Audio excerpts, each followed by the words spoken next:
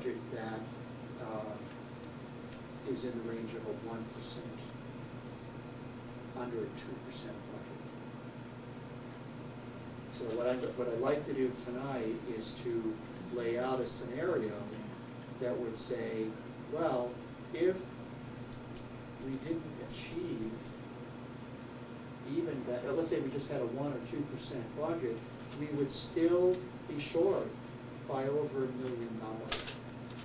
And assuming that there's no override, or even assuming that there is an override and the override did not pass, we need to plan now in terms of not even achieving the status quo budget, with the potential of reducing, even with enhanced revenue, reducing our programs and staff by another $1 million. Do you want to give the, on the third budget, the improved quality budget, do you want to give what the increase would be for that, or? Well, I mean, I think yeah, it's worth putting it out there. I can. And again, I know I say this with a lot of caution, and I know that I will be criticized for this, but I believe that the improved quality budget restores what we lost, and then goes beyond that to deal with issues that we've had out there on the table for a long time, and picks some of the more critical issues in reading, in health, creates a health position here and a program here at the middle school, provides some reading teachers with such an emphasis on literacy through No Child Left Behind in the state, addresses the class size issue at the secondary level. We have many classes that are 30 and over.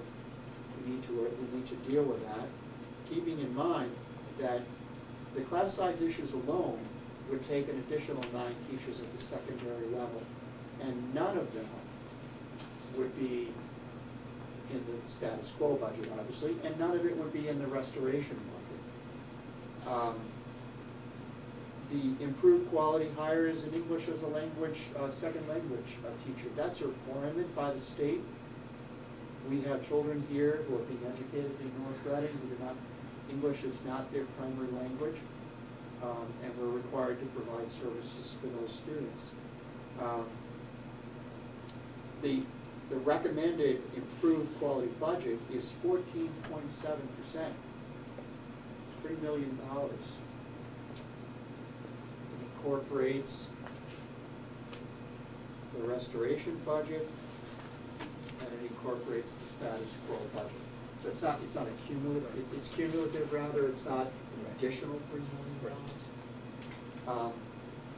I've been working with the administrative team on what I'm referring to as areas that we should be restructuring. Absolutely going forward and restructuring, regardless of the outcome of the budget.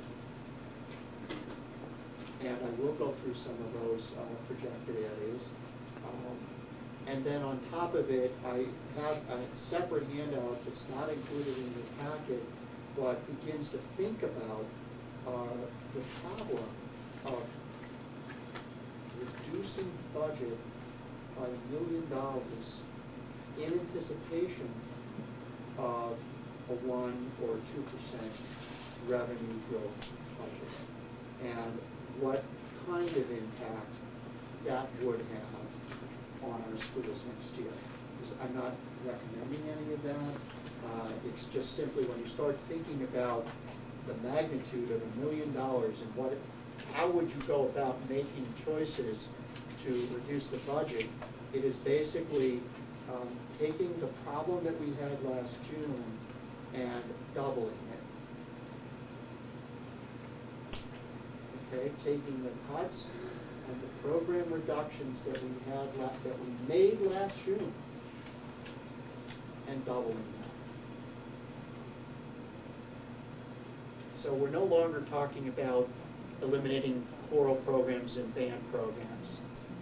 We're no longer talking about just simply, cutting twice a week PE to once a week. We're not talking about just 2 hours on Wednesday afternoon. The magnitude of that, of $1 million, is profound.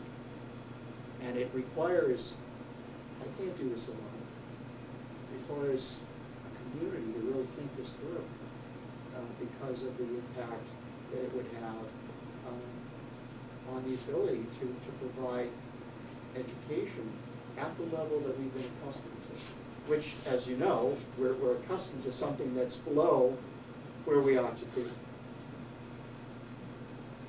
So that's a real shift in thinking, and I can't do that alone. Why don't So we briefly maybe have Carl talk kind of about- tell us how we get to that 5.7% increase for the status quo budget, you know, kind of give us some highlights of that.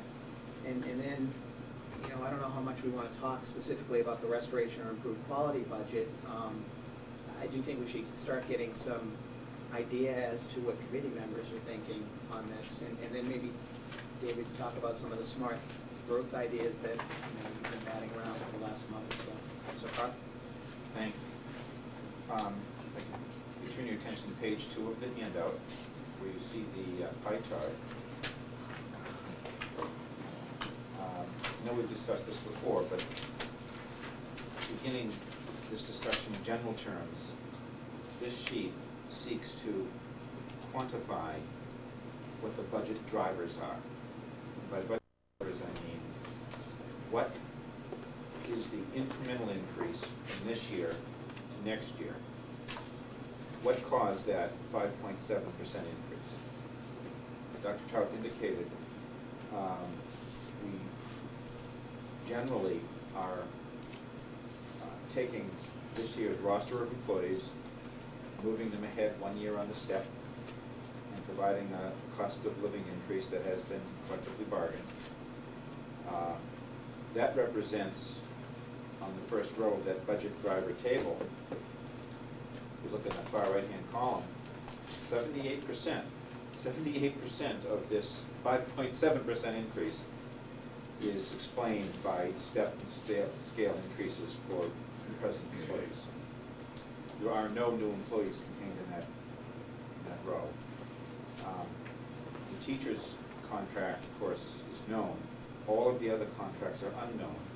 So we've used a estimated increase to help us understand what the increased costs for secretaries and custodians and paraprofessionals and administrators and the like. That might be something we can discuss. Maybe, you know, the number that I've used, we can discuss at another time as to whether that was a reasonable number. So fully 3/4 of that increase is made up by step and scale increases. Second item down, special education, represents 28% of the increase. This year, Director of Personnel Services, Danjou, has gone through very carefully all of the students who require special education services. She has estimated what the cost will be next year. She has also determined what the transportation costs will be. And one of the reasons this is such a big increase is because of, as you know, this fall, we've had 5 or 6 new students added to our services. So that number isn't shown in the FY08 column. So the FY09 column, which does show it, kind of doesn't overstate it, but it helps explain why it's so high. 5 or 6 students can be $200,000 very easily. And so fully 97% of the increase is explained by these 2 factors. Interestingly, our heat and utilities for next year, we're basically flatlining. I mean, we're asking for about less than 1% increase there. We've discussed before many of the measures we've taken to keep those costs down.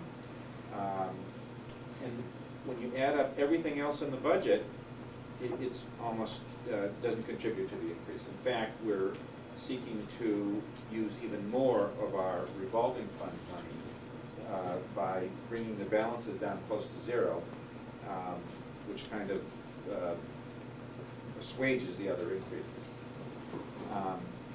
So it's pretty simple to explain. I suppose when you begin to examine the FY08 budget, you could say, well, gee, maybe there are some cuts in the FY08 budget that could move forward to FY09, and that's one of the steps we'll take when we get to the 1% budget. You know, when you look at the expense portion of the budget, which represents about 20% of the budget, we have historically kept that very modest because we've always wanted to put our resources into people. You know, as the committee knows, we have generally provided school expense budgets. The highest they've ever received is a 2% increase in the last 7 or 8 years. In fact, in FY08, they received a decrease. You know, are there other areas in the expense budget we could reduce? I think that we could go through it as a group and look at it. Maybe there are. I'll give you one example. We've always done very well in North Reading in our maintenance of our buildings. I think guests come into all of the buildings and frequently comment on how good a shape the buildings are in. And the reason for that is because when we have a cracked ceiling panel, we replace it. We have a broken locker door, we replace it. We tune the boilers. You know, we take a lot of pride in our buildings, and I think they show it. We paint all of the high volume, high traffic areas every single summer. All of the lobbies to the buildings, all of the restrooms are all painted. And buildings look good. Maybe that's one of the softer areas we want to look at in the budget. I don't know. I've been in schools, Carl, where they don't do that. We don't want to do that. Traveling around in various games, basketball, soccer, and going into schools, and seeing schools that aren't maintained that way, we don't want our kids in buildings like that. They're depressing. They're just something I don't think we want to. So I hear where you're going, but I don't think there's that. You know, if we had expenses that were extravagant, I'd say, oh, maybe there's something we can cut. But we don't, because we basically don't add to them each year. We basically flatline those expenses. So I just don't see it. When you start cutting back in those areas, you don't see it very much, and in no time at all, morale is down. Right. You're getting problems with vandalism, graffiti. You end up not saving anything. Plus, they get more expensive to fix the Right. longer you let them go. I think we do a great job at keeping our buildings looking as good as they can. I just, you know, there are 2 areas that make up basically all of the budget increase in that status quo budget, and they're both requirements. Staff and educating students who are eligible for public education. So there aren't 2 things you can say, well, there's $1 million we can cut right there, because there isn't. I have a quick question, and forgive me if I'm getting ahead of you, Carl, but the 78% and 28.6% add up to more than 100%. Can you explain that? Right, they raised 10%. It's a negative for the bottom line. Right. What we're doing, it's an excellent question, and it's confusing. We're hoping for 2 things to happen in FY09. We're hoping to get an increase in some of our grants. And in effect, the way this table is constructed mathematically, the grants show up as a negative because they're reducing the cost of the appropriation. There may be a better way for me to show that, but any increase in an offset, such as grants or revolving money, in this table shows up as a negative. So because we're expecting more money for grants and because we're seeking to reduce the balances in the revolving accounts down to 0, it shows as an increase in an offset.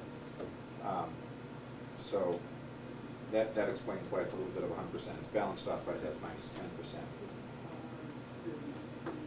So, I mean, I use that example of preventive maintenance I know. just as a discussion starter, because that's one of, when I look at the other aspects of the expense budget, it's utilities, it's telephone, it's all our insurance, things of that nature, that we don't really have much choice with. And frankly, even the fact that we flatlined the school expense budgets this year saved about $50,000 in the budget, and that's certainly a significant amount, but it didn't make the enormous difference. You know, so even all of these little pieces of expense budget changes that we might be able to make don't add up to many jobs. They really don't. Worth pointing out, our full budget for FY08 for maintenance